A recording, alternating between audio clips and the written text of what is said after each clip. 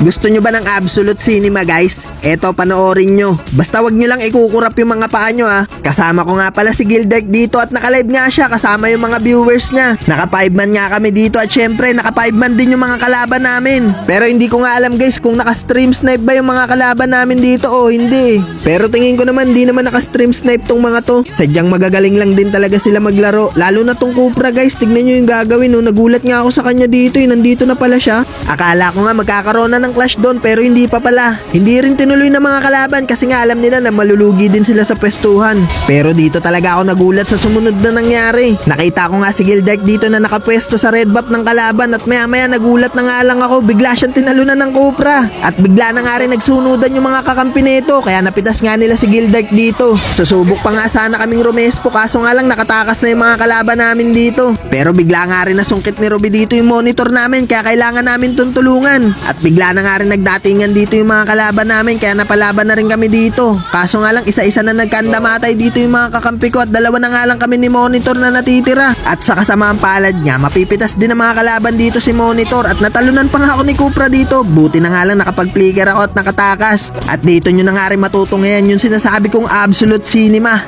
Papakita ko sa inyo guys kung paano to depensa nang ako lang mag-isa. Ikinalma ko na nga yung sarili ko dito at sa mga oras nga na to, dito nyo na rin matutunghayan kung paano ko dedepensahan to mag-isa. Let's go!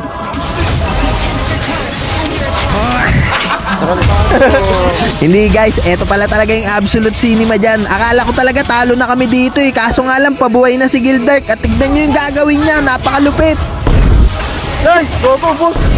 Go boss! Go lupit! Nice Gildark! Let's go boys! Nice! Gagi! Gagi na ubos pa! Tembang kayo ko, Gagi, kala ko talo na kami. Lord na no, Gagi, end na, end! End the ball, boy! Gagi, end yan. Sama naman ako sa picture, guys. No, ba? Hindi ba makasama sa picture dyan? Nice! Gagi, tapos.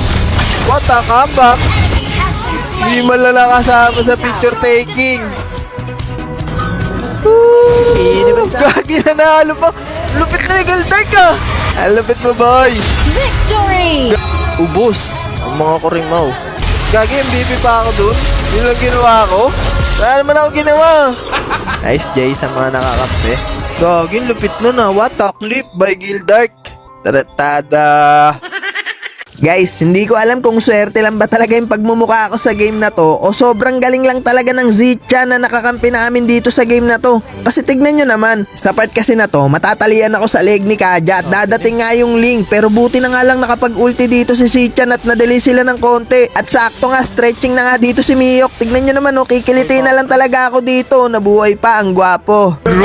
Tapos dito nga sa part na to, nagkamali talaga ako. Hindi ko in-expect nandito pala yung Ling. Bala ko lang sana harasin dito si Bruno Mars. At akala ko nga mapipitas na ako dito ni Ling. Pero buti na nga lang nakapag-ulti dito si Sichan Kaya ayun, buhay na naman ang gwapo. Tapos dito nga guys, magdadamo lang sana ako sa damo. Kaso nga lang naramdaman ako dito ni Vexana at Kaja. Kaya napapflicker out na nga kagad ako. Kaso nga lang natalian pa rin ako sa leg dito ni Kaja. At buti na nga lang nakapag-ulti na naman dito si Sichan. At hindi natuloy yung combo dito ni Arlot. At dahil nga doon, buhay na naman ang gwapo. Kaya hindi ako mapitas-pitas ng mga kalaban sa game na to guys kasi sobrang accurate ng ulti ni Sichan. Tingnan nyo, nakapag-ulti na naman siya at di na naman natuloy yung combo dito ni Arlot. At dahil nga doon, buhay na naman ang gwa. Kaya shoutout nga pala sa Sichan na nakakampi namin dito sa game na to. At dahil sa'yo, palaging buhay ang gwapo, boy. Victory! Guys, patulong nga guys, hingin ko nga lang opinion nyo sa nangyaring grading dito sa game na to. Medyo naguguluhan lang kasi ako kung bakit si Jennifer naging MVP dito sa game na to. Pero wala namang problema guys kahit sino naging MVP sa amin dito. Pero tatanong ko lang kung binago na ba yung grading system dito ni Munton. Kasi tignan nyo meron ako ditong 8 kills, 3 death, and 14 assists. Si Jennifer naman, meron siyang 9 kills, tapos 6 death siya. Tapos 13 assists. Kung titignan nyo guys, lamang lang si Jennifer sa akin dito ng 1 kill. Pero meron naman siyang 6 death. Ako 3 lang. Then sa assist, lamang ako ng 1 kay Jennifer. Pero tignan nyo yung grading ko, 10.5 lang. Kay Jennifer, 11.6. Pero ang tingin ko dapat na MVP talaga dito si Gord. Kasi tignan nyo si Gord. Meron siya ditong 10 kills, 3 death lang si Gord. Tapos 15 assists pa siya. So lahat ng stats niya mas mataas kaysa kay Jennifer. 'Di ba? Pero bakit si Jennifer pa rin yung MVP dito sa game na to? Kasi kung titignan mo, mas mataas talaga si Gord eh. Pero eto talaga yung pinakatanong ko guys eh. Yung nagko-compute ba ng grading dito pagkatapos ng game iisa lang sa nagko-compute ng Meralco bill natin? Potek yan, ba't ganon? Mali-mali, boy. Tartado. Ayusin yan.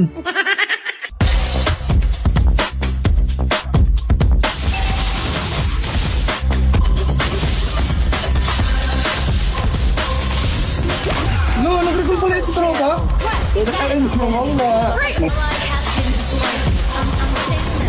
Kumalala. Nako.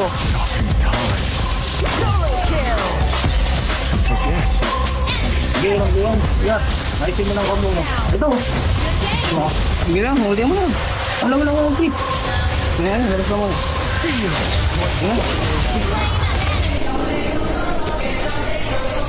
Oh!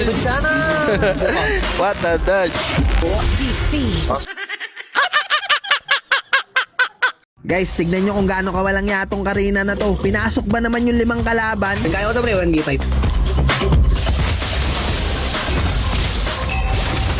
Yay. Gagi oh. Uy, first kill. Ako, boss. Gago. Tarantado. Tarantado. Gagi. Nakatingin sa yung camera. Pero syempre guys, meron din ako. Eto.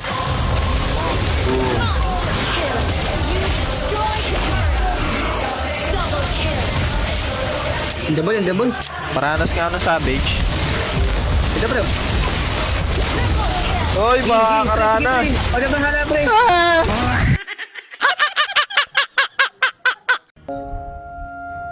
Dito may kasama yan.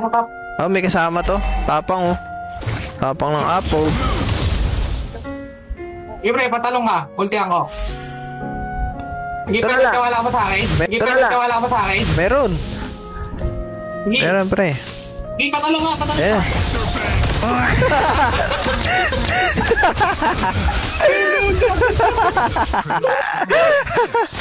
Wala nandyan lang. Pag wala na, wala na. Sila na lang paunahin mo. Pang counter set lang tayo. To.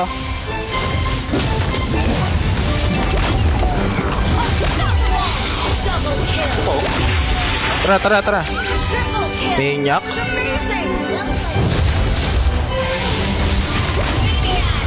Ah! Sayang, sabi siya ano. Sticker.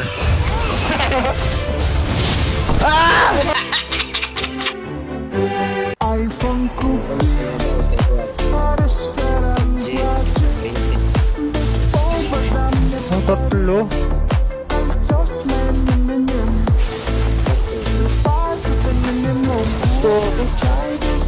Patay.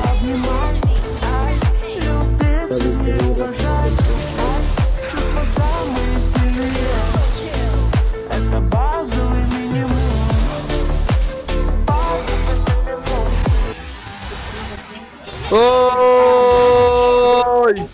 Oy!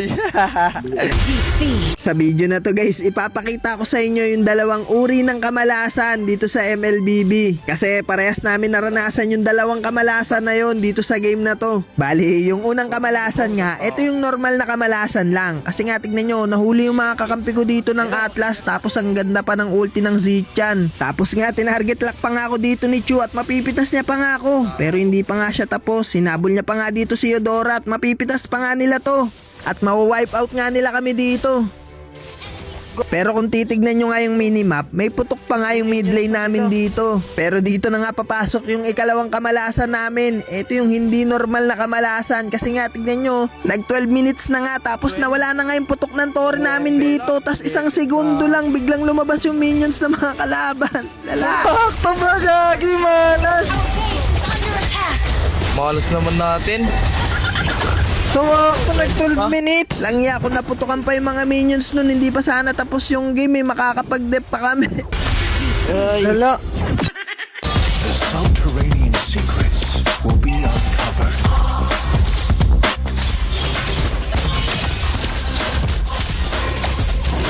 From the very First blood.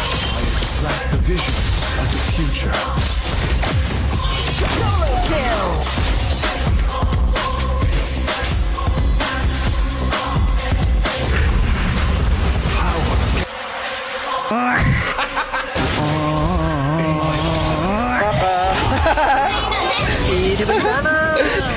Ay, gagi. Magsaya ka agad ang gago. 11 pa lang to. Gagi. Lala.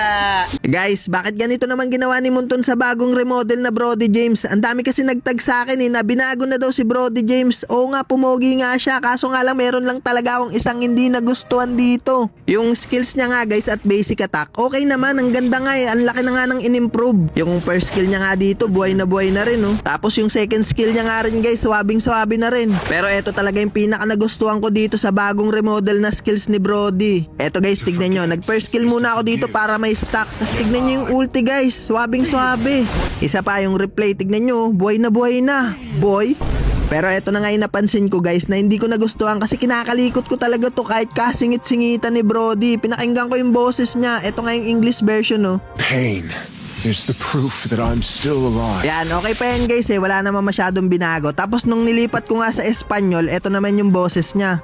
El dolor es la prueba de que sigo vivo. Yan, ganyan pa rin yun guys kahit hindi ko nga maintindihan. Tapos nung nilipat ko nga sa Bahasa Indonesia, Baba sa Indonesia.